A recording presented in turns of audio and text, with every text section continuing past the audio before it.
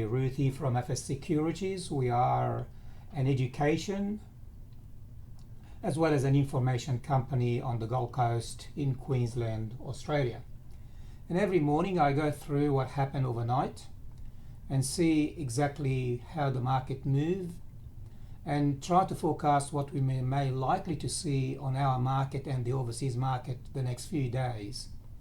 Of course, I show you what is hot and what is not, and what you should hold and what you should fold. And by the way, if you have any particular feedback, we would really appreciate to hear from you.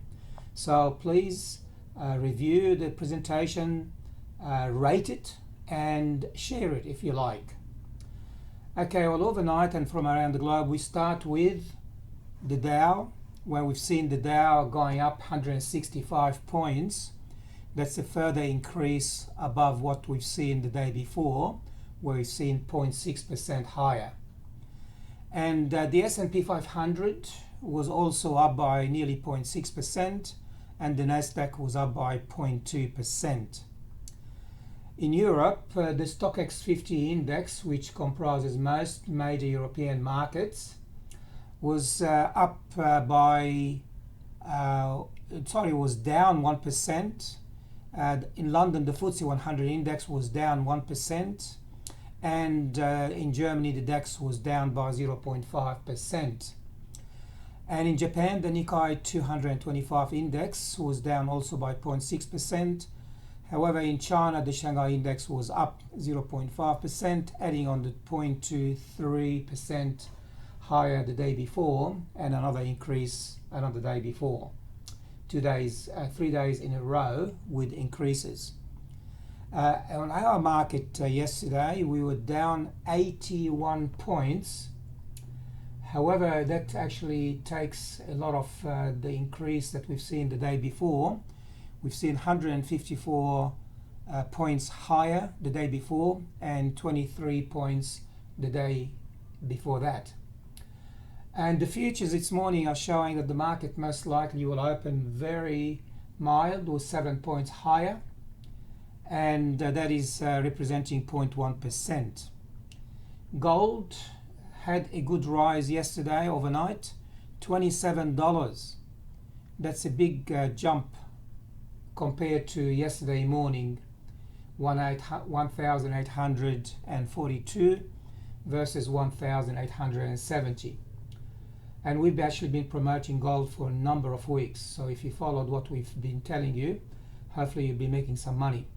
Silver also had a good rise, and remember yesterday morning I mentioned that silver for the first time in many months was above $20. Well, this morning is even further higher, even went by another $1.78, 8% higher, above the 7% the day before, and 1% higher 3 days ago. Well, that's actually very exciting for us because we're trading commodities as well. Brent oil, $44.30. Remember here you see a negative number, but that really represents the change from this morning to the previous night. We like to compare morning by morning, so at least we can have apples for apple comparison. So Brent oil was higher by a few cents, and West Texas crude oil was down slightly. Now soybeans starting to rise again, 0.3% higher. And in terms of the Australian dollar against the US, 71.4 US cents. You can see here the increase every day. All right, now iron ore, for people who follow iron ore, because obviously it affects BHP, Rio and Fortescue mines, was down 0.4%, but still holding above the 110 US per ton. It's very close to 111 at the moment. And Bitcoin, for those people who follow Bitcoin, we were down $5. Let's say it's steady from yesterday morning, 9,380 US, and that converts to approximately 13,135 Australian dollars, down 25 Australian dollars overnight. Looking at the chart, this is the weekly and this is the daily for the Dow, and this is the weekly and the daily for the ASX 200, our market gauge, our index. If you look at the Dow, you can see the parabolic stop and reverse, these red dots, they happen to be below the candles. Green candles meaning up day, red candles meaning down day, or down week I should say. This is the weekly chart. And the stochastic is bullish, parabolic stop and reverse bullish. You can see that the 9 week, which is actually the orange, if you can actually see it, the orange dotted line is actually the 9 week, is above the 21 week moving average, the black, that's very positive. So I can see there is no reason why we can't see the Dow reaching an all-time high of I believe 27,900, I think, from memory, and that should be sometime between now and the next election in America, which is in November, but it could happen earlier.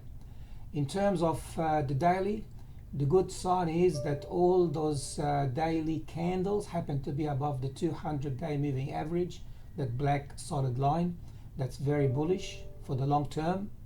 And the 50-day moving average has crossed over the 100-day moving average many days ago, and that was also a good sign. The parabolic stop and reverse, the dot lines bullish, stochastic bullish, the 9-day above the 21 bullish. It's all very, very positive for the Dow. On our market, the weekly, you can see that we are still stuck. This is the weekly between the 50% retracement and the 61.8 retracement. That is the retracement from the very highest that we've seen several months ago to the very bottom that we've seen also sometimes in February, March. All right, well, we managed to climb up very quickly as the American market did, but we are stuck between the 50% and the 61.8. Where are we at the moment? We are right on the edge. Right on the edge. And yesterday the market was actually had taken at least half of the profit from the day before. And who knows what's going to happen today, but the futures are showing 7 points lower or up. So I think the market will probably open very steady. But any news from overseas can really affect the market. We have a mechanical system where from the charts we pick up all those indicators. And you can see here, this is the Dow, and that's the weekly. We don't touch it until the end of the week, so they stay exactly the same. However, these indicators can change every day, and of course these forecasts will change as well. But you can see more or less that on Saturday morning we've seen the American market reasonably bullish, and it gained further strength in the last 3 trading days. Okay, now in terms of the commodities, gold gained more strength this morning. You can see that on Saturday morning we said it was bullish only for the investor, the long term, and neutral for the traders. And we have different type of traders: the conservative trader, aggressive trader, and very aggressive trader. And you can see here that we were neutral for the first couple of days in the week, and then yesterday we started to gain, well, the overnight figures. Because of the jump in the price of gold, it pushed all those indicators into a bullish section. Silver, on the other hand, remains bullish for a long time, and we love to trade silver as well as gold. And remember, Newcrest Mines trades gold, or mines gold and silver, amongst other things. All right, now in terms of other commodities, we can see that crude oil gained a bit of strength this morning from neutral positions, and the Australian dollar remains bullish, as you can see, is for several days, and the American dollar in the basket of currencies is bearish across, and of course because the euro is gaining more and more and more strength. Okay, now in terms of our sectors, again that's the weekly, it doesn't change until the end of the week. So on Saturday, that's what we've shown you, and not a great deal of changes except gold. Of course, a couple of days ago it started to show that the sector was starting to gain some strength. That was yesterday morning, and that is this morning. So even before the market opened yesterday morning, we started to see that the gold sector was very strong and remains very strong. Consumer staples also very strong, has been very strong for a long time. People are buying more toilet rolls and all the commodities that all the stuff that they need to out of the shelf into the kitchen. All right, now in terms of our stocks, you can see here these are the daily. The XJO has been bullish for a number of days, but then it's gaining more and more strength, especially for the conservative trader. But the investor, and because the investor relies on the monthly and the weekly charts, so nothing changes very much during the week for the investor. But of course these are more dynamic and change more frequently. So in terms of ANZ Bank, we've gone from bearish for the very aggressive to neutral, and then again very aggressive position as being trend. But BHP continues to be stronger and stronger on the bullish side. CBA, of all the banks, CBA is the only bank. If you look at ANZ, bearish. If you look at NAB, bearish. You look at Westpac, neutral. So if you want to trade any of the banks, obviously CBA is the best performer. And then when you look at what happened the previous 2 days, BHP, even though was down 3%, continues to be bullish, because the indicators sometimes take time to change, and that one day movement doesn't really affect it very quickly. So we might see what happened to BHP today. But when it comes to CBA, you can see 2 days ago it was up 3.4%, and then yesterday it only dropped by 0.4. When you compare, ANZ was down by 0.6, NAB down by 0.8, and Westpac down by 0.6. So CBA seems to be the best performer so far at this stage. What other stocks? We can see that Rio is very strong. Between Rio and BHP, I'll go Rio, as you can see. CIMIC, the old Leighton Holdings, has been bearish for a number of days. And when you look at CIMIC was up by 0.5% 2 days ago, but then down 0.7% yesterday.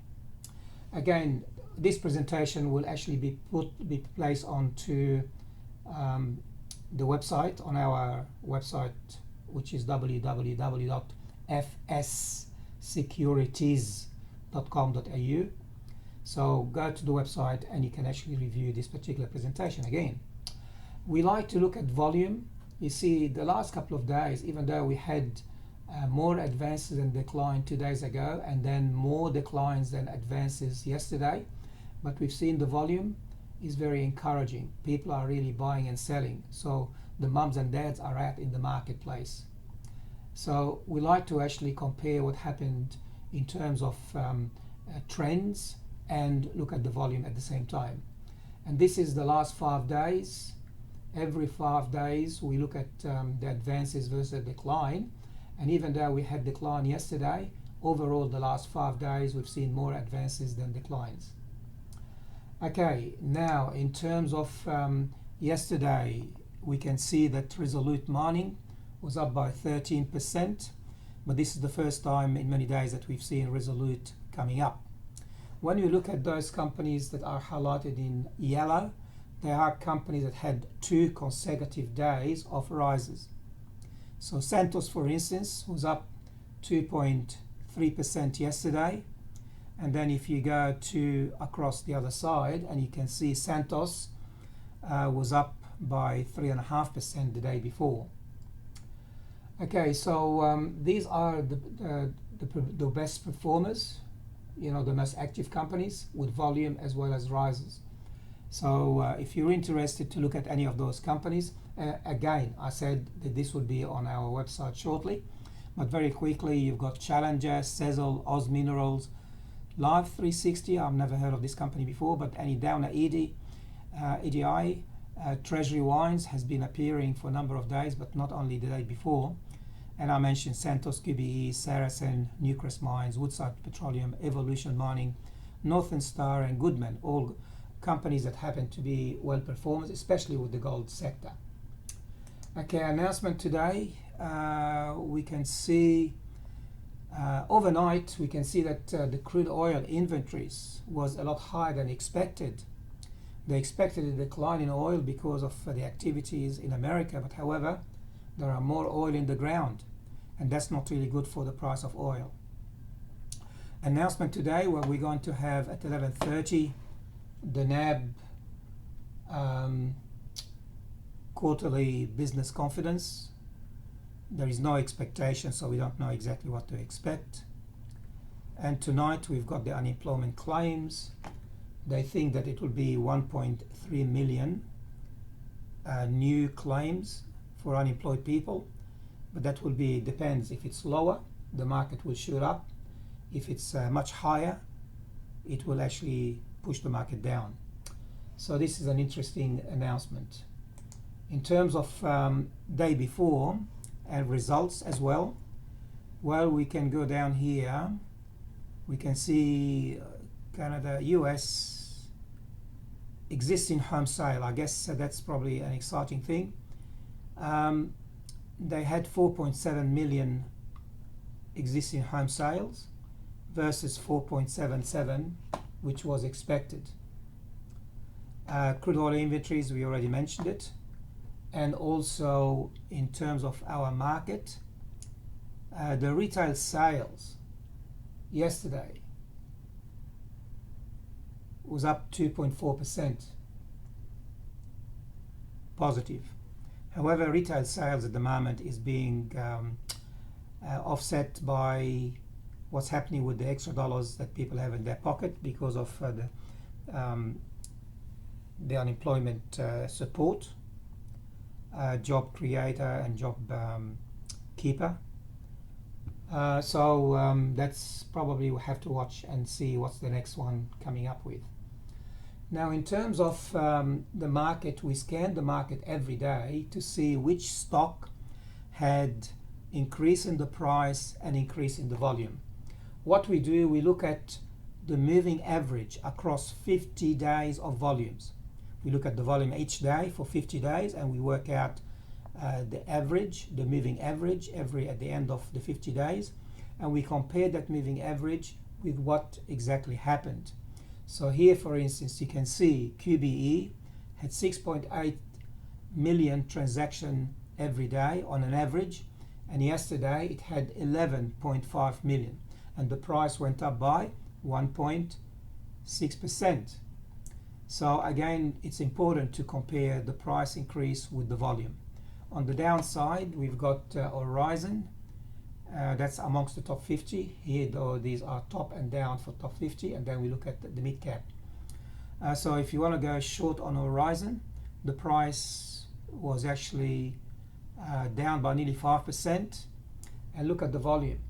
The average volume is 7 million, and yesterday it had 10.5 million. For the aggressive traders, these are companies on the top side, on the upside, and this is one company where there is nothing on the downside. So you want to maybe look at Aurelia and Eclipse, provided they are being traded on the CFD as a leverage product. Okay, finally, I want to tell you that everything I said today is only of general advice only, nothing of personal advice. We don't know your financial circumstances if you're not a client. And of course, you need to consult with us or with your professional advisor before you take any of those recommendations into a trade. So remember that there is risk in the market. And of course, if you have any questions, you need to ask.